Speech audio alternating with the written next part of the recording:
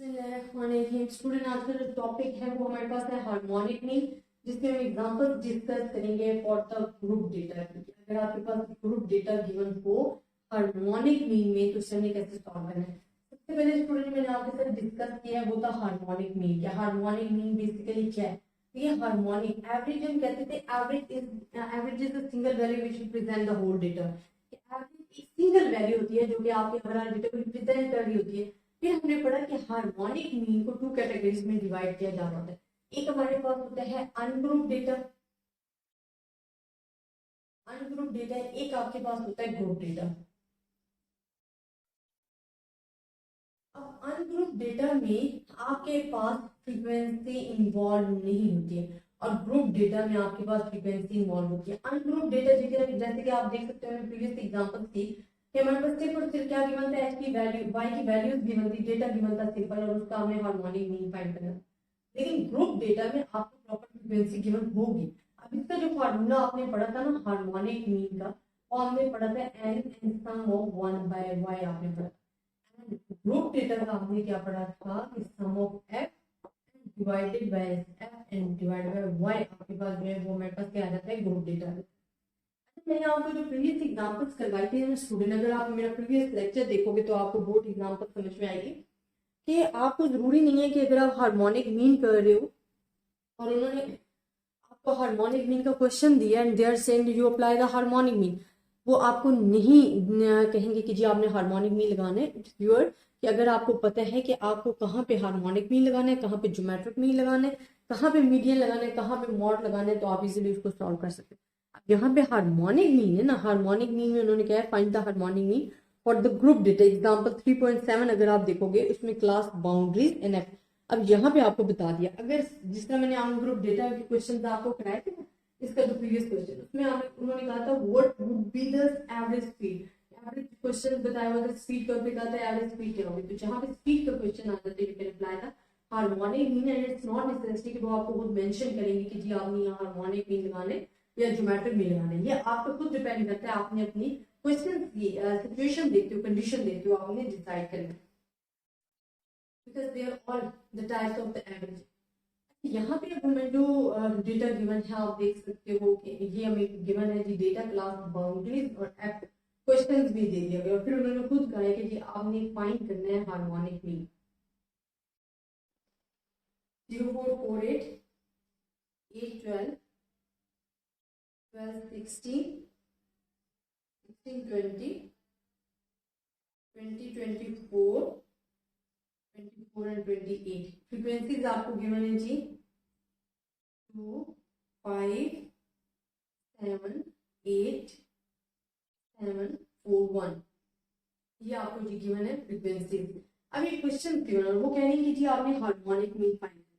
Student आप देखिए आपके पास ग्रुप डेटा का फार्मूला आपको गिवन है, आपको सम ऑफ फ्रीक्वेंसी चाहिए, सम ऑफ फ्रीक्वेंसी आप जब करोगे तो 34 आ जाएगा। आपको फ्रीक्वेंसी डिवाइडेड बाय 1/y, इसमें y आपको चाहिए। अब y का हमारे पास क्वेश्चन है कहीं भी नहीं गिवन, y तो आपने खुद फाइंड करना है।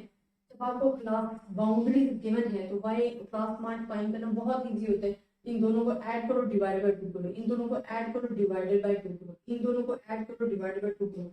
जो आपके वैल्यूज आएंगे मैं आपको डायरेक्ट लिखकर बता रही हूँ 2 6 10 14 18 22 26 आपके पास आए।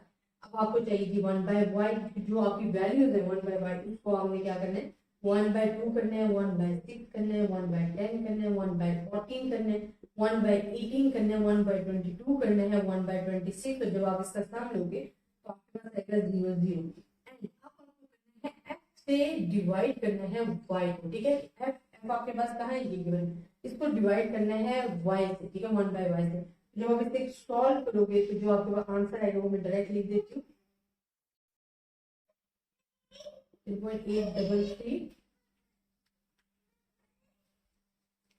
अच्छा, जब इसे आप सॉल्व करोगे ना कैलकुलेटर पे तो आपके पास ये वैल्यूज आ जाएंगी। अब सिंपल आपने अपने फार्मूलाज में जो है वो वैल्यूज पुट करनी है। ठीक है, आपके पास सम ऑफ एफ भी गिवन है, सम ऑफ एफ आपको क्या गिवन है 34, यहाँ पे आपको क्या गिवन है 3.7137। आपके पास 9.1553 जो है वो आंसर आ जाएगा। तो हार्मोनिक मीन जहाँ पे आपको फ्रीक्वेंसीज गिवन होंगी आपने वहां पे इस तरीके से सॉल्व करना है और आपका क्वेश्चन सॉल्व हो जाएगा।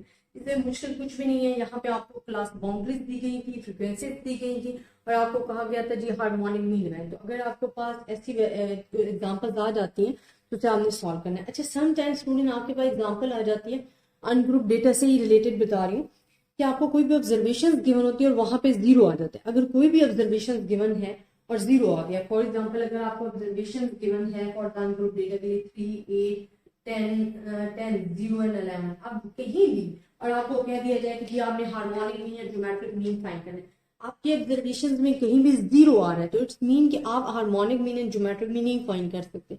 हार्मोनिक मीन में 1/y करना पड़ता है, मतलब अपने अपने ऑब्जर्वेशन को डिवाइडेड बाय वैल्यूज करना पड़ता है। अगर जीरो वैल्यू है तो वो तो अनडिफाइंड आ जाएगा, फिर आपको इसका सम चाहिए होता है, अनडिफाइंड वैल्यू तो हम नहीं अप्लाई कर सकते। इसी तरह अगर ज्योमेट्रिक मीन फाइंड कर रहे हो तो ज्योमेट्रिक मीन में तो आपने मल्टीप्लाई करना होता है वैल्यूज को।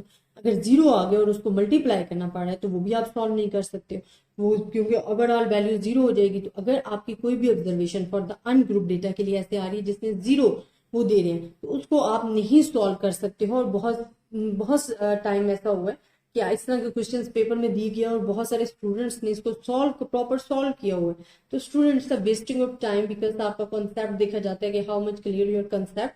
तो आपको पता होना चाहिए कि when any value is zero in the geometric and harmonic mean, you can't find the harmonic mean and geometric mean because it's the undefined value. ठीक है, वो हम डिफाइन कर ही नहीं सकते।